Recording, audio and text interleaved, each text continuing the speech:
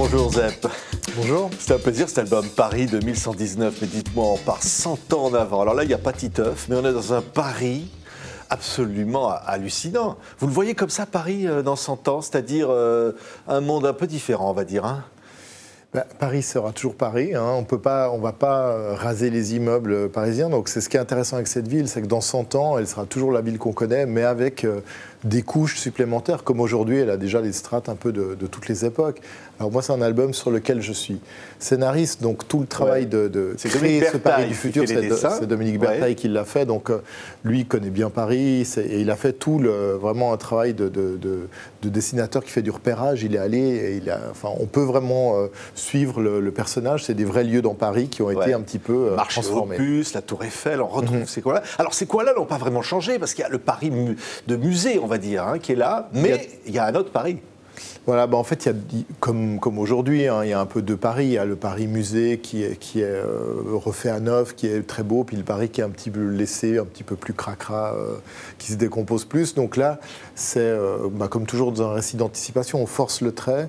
Donc là, on a carrément le Paris un peu des pauvres qui est un peu gris et qui est sous la pluie tout le temps, et sous des cloches qui protègent du mauvais temps, ensoleillé, avec une température agréable. Il y a le Paris musée, le Paris des gens favorisés. Oui, mais à côté de ça, il y a le Transcorps. Alors on va découvrir, on se transporte finalement. On se téléporte, voilà. On se téléporte. Ce qui est génial, hein. Oui. À tous les coins de rue, comme ça, on peut partir, aller en quelques secondes, même pas un instant. En un instant, on se téléporte à l'autre bout du monde ou de rue plus loin.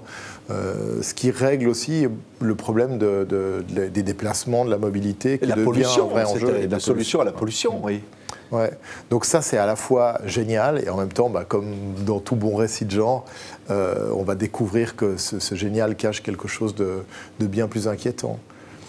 Et en fait, quand on écrit une histoire qui se passe dans le futur, on prend ce qui se passe dans le présent, et puis il y a des choses qui sont un peu anxiogènes aujourd'hui. Alors on ne va pas toutes les utiliser, parce qu'autrement c'est trop dur, mais on va utiliser que certains points. Donc aujourd'hui, moi, ce que j'ai pris, c'est il y a cette question de la mobilité, des déplacements, des déplacements de masse.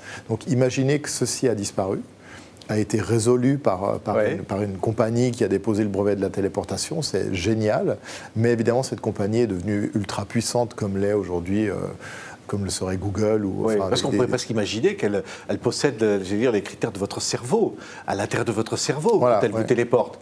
Hein, il ne faut pas tout raconter. Non, mais on pourrait imaginer que ça peut être très dangereux. C'est forcément très dangereux. En fait, la technologie, c'est chaque fois, et c'est ce qui est intéressant, parce que cette peur, elle existe déjà aujourd'hui, c'est que cette technologie, on vit déjà dans une ultra-technologie, hein, qu'on ne possède pas du tout. Aujourd'hui, on a notre vie qui est sur un smartphone, mais je casse votre smartphone, vous êtes incapable de reconstruire un. Ou peut-être que vous arrivez, moi j'en suis incapable. Là, on est filmé, on est retransmis dans le monde entier, mais très peu de gens sont capables de construire ça. Donc notre vie, elle est soumise à une technologie qui ne nous appartient pas, qui appartient qu'à un tout petit groupe de personnes.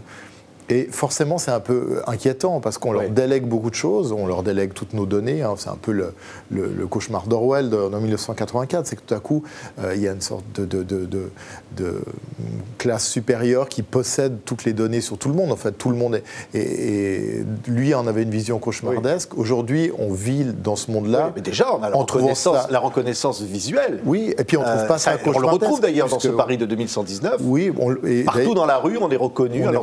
On est scanné, c'est quelque chose qui est déjà un projet très fort, qui existe déjà en Chine, par exemple. On vous scanne et on vous dit déjà si vous pouvez entrer ou ne pas entrer à un endroit, quel est votre degré de qualité. On peut se greffer un film dans le cerveau, par exemple. Oui, en fait, c'est une drogue qui permet de... Ça, on n'en est pas non plus très très loin, et c'est quelque chose qui est...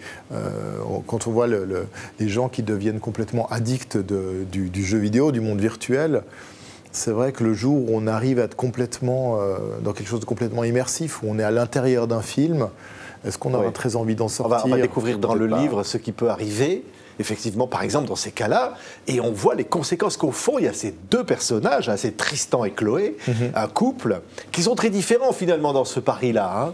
Ils incarnent deux côtés. C'est deux côtés. Elle, c'est une femme qui est complètement de son époque, c'est-à-dire qu'elle vit dans ce monde ultra-technologique du 22e siècle.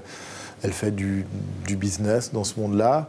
Lui, il est resté nostalgique, un peu sur la touche. Il habite dans un moins beau quartier. Mais c'est avant tout leur histoire d'amour. De quelle manière ce couple va réussir à s'aimer et à traverser une histoire abominable de laquelle ils vont être témoins. Mais elle accepte ce monde-là. Lui, il a un côté un peu réac. Enfin, il est nostalgique. Il trouve que c'était mieux avant. Il est traité de voilà. Il regrette les livres en papier. Il est prof de grammaire. Est-ce que ça existe encore il prend le métro. Alors que normalement, il n'y a plus que les SDF, les paumés, les gens qui ne sont pas enregistrés, qui font ça. Oui, parce qu'il n'y a plus de raison, en fait. Il n'y a plus de raison de se déplacer physiquement, comme ça, mécaniquement. Il n'y a plus de raison, c'est lent, ça pue, il faut attendre. Enfin, déjà rien que de faire l'effort de descendre d'une bouche de métro, plus personne ne le fait. Oui, c'est un drôle de monde. Hein. On ne dira pas ce qui peut arriver, parce qu'il arrive des choses absolument incroyables.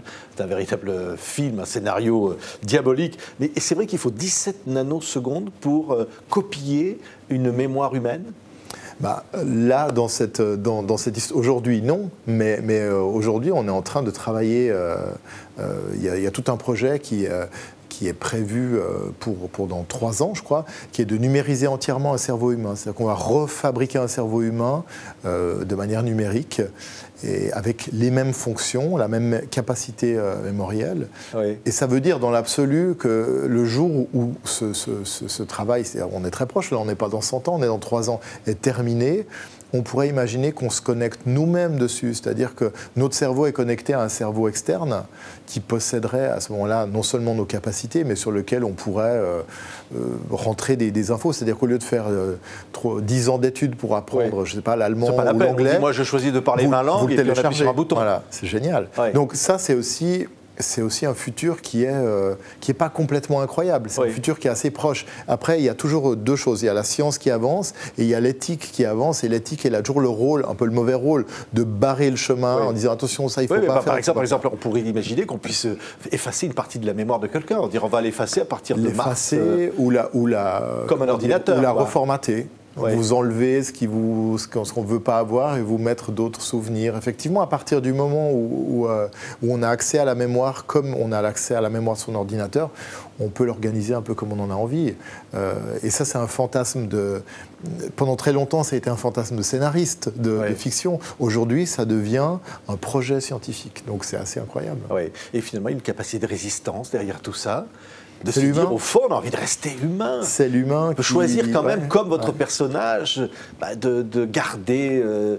Oui, puis il y a toujours des choses qui ne sont pas complètement reproductibles de manière numérique. Même si on arrive de plus en plus à disséquer les sentiments humains, je pense qu'il y a des choses qu'on ne peut pas complètement réexpliquer avec du calcul binaire. Mais peut-être que je me trompe et que dans 20 ans, les auteurs de bande dessinée, c'est des programmes que vous pouvez télécharger sur votre smartphone et qui vont faire la bande dessinée que vous voulez. Mais je pense que aussi la fiction, imaginer une fiction, ça reste aussi quelque chose qui est le propre de l'homme. Voilà, on est une espèce qui imagine des histoires. C'est peut-être ce qui anticipe.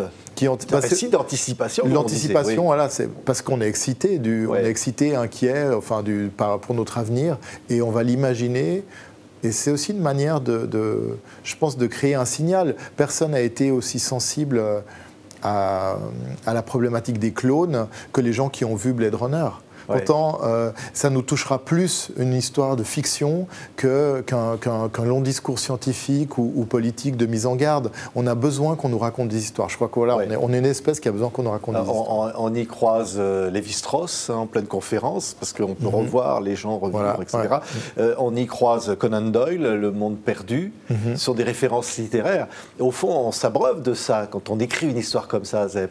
On est toujours, c'est peut-être le côté nostalgique des gens qui font de la bande dessinée ou de la fiction, c'est qu'on s'inscrit dans une tradition, on s'inscrit dans une lignée, il y a eu beaucoup de gens avant nous.